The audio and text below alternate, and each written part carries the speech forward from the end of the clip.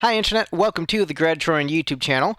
I had this pulled up because last week I did a reaction to the Tortured Poets Department. I did a live stream reacting to the entire album, but then YouTube ended up blocking the video. And I was getting ready to record some other videos for the channel, but this was still already set up. So I figured I would just, now that it's been a week removed from the album, just talk a little bit about just quick thoughts. This is completely an unscripted video. But general thoughts on the Tortured Poets Department from, a guy who has been a casual Swiftie for a number of years and then has more recently become, like, full-on Swiftie. I'm about the same age as Taylor. She's, like, about a month older than me. She's December 89, I'm January 1990. And so I've been following her career since the beginning. Wasn't on board since the beginning. The first album didn't do it as much for me, but I've been pretty much on board since Fearless. Fell off the Reputation, but then I've been back on pretty much ever since, since Lover, ever since. To varying degrees of enthusiasm. Was really into Folklore, Evermore, Midnights, and Tortured Poets. So I just figured I'd give like some unscripted thoughts on the album now that I've, had about a week with it. And yeah, this might be my favorite of her albums. I think this might be my favorite, like, as an album, Taylor Swift work. That's not to say that I don't like certain songs in other albums more. Like, there's nothing on here as good as You Belong With Me or Getaway Car, in my opinion. But as a cohesive piece, like, listening to it from front to back, this might be my most, not, I don't want to say enjoyable, but I think the most impactful album of hers, where I do want to listen to the entire thing, and there's not really, like, as many issues with skips and stuff. The album, I don't think, has necessarily, like, a strong mega single, and it isn't her best, like, it's not her catchiest stuff. But I think it's I think maybe her best lyrics, her most vulnerable, her most raw. There's great diss tracks on here. I'm just, uh, the heartbreak, the anguish you feel on the album, the biting sarcasm. I think it's a really great album, and I think a lot of the lyrics that are getting criticized on social media are more clever than people realize. And I think that oftentimes usually artists are more intelligent than their audience. And a lot of stuff just goes over people's heads. So something that might seem like a dumb line is actually there on purpose, and it, like, has a layer deeper beneath it. So a lot of the lyrics that get criticism, I think, are actually more clever than they're given credit for. Um, I don't have a ton of time because I've got to record some other videos, but just like I said, I want to just give some quick thoughts. This is unscripted video. I had no plans on doing this. I'm just gonna, do just a quick rundown, like, look at the track list, things that stick out to me. Fortnite. When I first heard the song, wasn't super into it, but it definitely has grown on me with repeated listens. I liked the lyrics right away, but melody, it was very subtle. I don't listen to Post Malone, but he sounded really good on the track, so maybe I should start listening to some more Post Malone. Title track, great, heartbreaking lyrics, like, powerful, powerful stuff. I love it.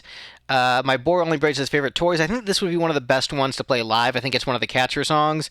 Down Bad sounds the most like a track that could have been on Midnights, and I think with different production, it could have been maybe a little bit more of a bop, but I still think it's a good song. So Long London, great track 5. But Daddy, I Love Him, one of the most fun songs in the album. Great lyrics, great atmosphere. I love the playfulness of this, and I love the biting commentary. Let's see. Fresh Out of the Slammer, don't have as much thoughts on. Florida is probably my most listened to song on the album. I just keep going back to it. I absolutely love it. Very Steinman-esque. Jim Steinman-esque. I love it. Guilty as Sin. Great, lustful track. Who's Afraid of Little Old Me? Maybe the coolest song on the album. Just the imagery it paints, it's just like it's freaking cool, man. It's like this is freaking awesome, and I love, like, the screaming that she does on this. Like, that tune is killer. I Can Fix Him, No Really I Can. Once again, great lyrics. La Mole, also really great lyrics. I Can Do With a Broken Heart. I love the songs that, like, sound happy but, like, have this bittersweet bite underneath them. The Beatles famously did that. Lots of bands famously do that, and I love what she does here with that. I think it's excellent. Smallest Man Who Ever Lived. Damn! Great diss track. The Alchemy, it's solid, but not one of my favorites from the album. Clara Bow, absolute genius masterpiece lyrically. The Black Dog, I love it. Everyone else loves it. I love how petty it is. That's just it's freaking great. And sorry, back to Clara Bow. I think the comparisons to Clara and Stevie Nicks and Taylor, calling herself out in the song, recognizing her place culturally is a great self awareness. I'm gonna get you back. I know a lot of people compare this to the Olivia Rodrigo song. Different writers are allowed to write about similar subject matter. However, like given how big of a hit the Olivia Rodrigo song was and how recent it is, it's going to bear in comparisons. The Olivia Rodrigo song is better, just is. It's still good, but just like it's the other one was a bop, and this one just isn't as much of a bop. The Albatross, freaking great. Sounds like a Fleetwood Mac song. Awesome. Don't really have as much about Chloe or Sam or Sophia or Marcus. How did it end? Appropriately heartbreaking, brilliant, so high school. This one gets ragged on a lot for the lyrics, but I think it's actually saying something pretty clever. So I think the immaturity is kind of the point. Um, so yeah, I think that one's good. I hate it here. Again, this is another one where the lyrics sort of misunderstood, where the line about the 1830s, and then like if you read the lines right after it, she goes on to say like, oh, actually the 1830s were terrible. Here's all these problems with it, and then everyone's like, yeah, you really brought things down with the atmosphere by bringing that up. So I think actually it is clever, and the people are just like are clip chimping her. Thank you, Amy. Amazing diss track. Freaking incredible. Absolutely love it. One maybe my favorite diss track ever. I don't know. It's definitely up there. I look in people's windows. So petty. Love it. The prophecy. Man, it's so appropriately emo. But as someone who I'm married now, but for many years I thought like, will anybody ever love me? And am I just destined to be alone forever because of all my failed relationships? Like Taylor, I went through a lot of failed relationships and just had all the heartbreak and just like maybe I just my personality is just incompatible with people. There's no one out there for me. So I really dig this one a lot. Cassandra, solid. Peter, I think I like a little bit better. The Bolter, I like a little bit less than Peter. Robin, good song. And the Manuscript, solid song. So, like as an experience, I love the entire thing, and yeah, like I said, this was a completely unscripted video, but I think this album it comes out at an interesting point in her career where she sort of like at her peak with the Eras tour, like that is the biggest Taylor Swift has ever been and might ever be. This might be like peak Taylor, and we might be starting to see the decline. And I think this is an incredibly brave album to release at this time, where she just like went all for it, went full emo, just had all this heartbreak that she had to express through her art.